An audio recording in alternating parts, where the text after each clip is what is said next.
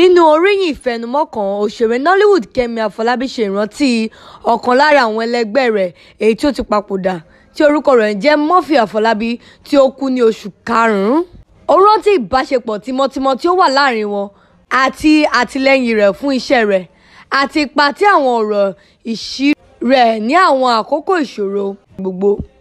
Òṣèré orí ìtàgé Nollywood Kemi Afolabi kọ ọ̀rọ̀ kan sí ọ̀rẹ́ rẹ̀ olóògbé Afolabi ẹni tí ó kú ní oṣù karùn-ún. Ó sọ àwọn ìrántí ìbádọ́rẹ̀ẹ́ tímọ́tímọ́ wọn àti bí wọ́n ṣe ṣe àtìlẹ́yìn fún iṣẹ́ ara wọn nínú ilé-iṣẹ́ sinimá Yorùbá. Kemi mẹ́nubà bí Murphy ṣe mọrírì iṣẹ́ rẹ̀ nígbà gbogbo àti pé ó lọ sí àwọn ìṣẹ̀lẹ̀ rẹ̀ ní kùtùkùtù. Ọ̀rọ̀ ìṣírí Murphy wọ Kemi lọ́kàn gan-an nígbà ìṣòro ìlera rẹ̀, ó sì sunkún nígbà tí ó kú.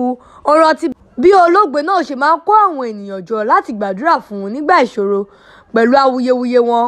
Kemi gbóríyìn fún Murphy fún ọ̀rẹ́ rẹ̀ àti agbára rẹ̀ láti yanjú ìjà èyíkéyìí tí ó bá wáyé láàrin wọn. Wọ́n pín orúkọ àpèsọ kan tí orúkọ náà jẹ́ ọmọ bàbá mi nítorí orúkọ ìdílé tí wọ́n pín, bó tilẹ̀ jẹ́ wípé wọn kò ní ìbátan kan rárá, èyí tí ó sì mú kí ìbáṣepọ̀ wọn dán mọ́rán. Ní ìtẹ̀síwájú, gbajúgbajà òṣèré Nollywood Yorùbá mìíràn Bímpé Akíntúndé sọ àwọn ìrántí rẹ̀ nípa Murphy. Ó sọ bí ó ṣe ràn án lọ́wọ́ nínú iṣẹ́ rẹ̀ tí ó sì dáríjì nígbà tí ó bá fojú parẹ́ níbi ayẹyẹ.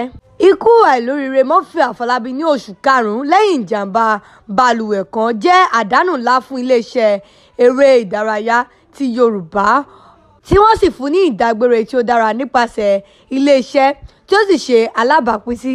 Tó kò ní jù báyìí lọ lórí ètò wa lónìí. Ẹ̀yin olólùfẹ́ Àwòrán TV, bí ẹ ti ṣe mọ bí a ṣe ń ṣe, ẹ má gbàgbé àti lọ comment section kí ẹ lọ contribute, kí ẹ lọ kọ RIP sí Murphy Afolabi èyí tí ó ti ṣe olóògbé, kí ẹ gbàdúrà wípé kí ẹ̀mí rẹ̀ máa sinmi láyà Olùgbàlà, kí ẹ sì má gbàgbé àti subscribe sí YouTube channel wa, ìyẹn kò ná yín ní nǹkan kan. Ẹ sì má gbàgbé àti fún fídíò ní ìkáwọ́ èyí tí a mọ̀ sí thumbs up like.